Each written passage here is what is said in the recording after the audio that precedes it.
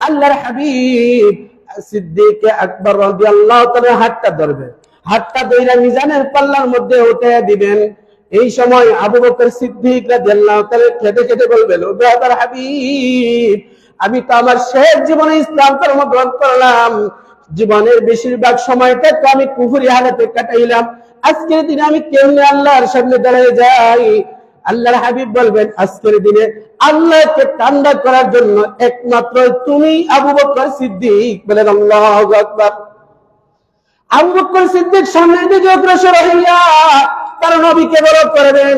যেভাবে নবী সিজদার মধ্যে কাটিয়ে দিলেন, ওই সিজদাটা আবু বকর সিদ্দিকও দিয়ে দিবেন।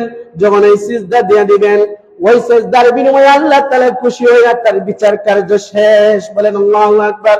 হাদিসের মধ্যে আছে, ইন্নাল্লাহা ইয়াতাজাল্লা লিখালকি আম্মাতু ওয়ালাকিন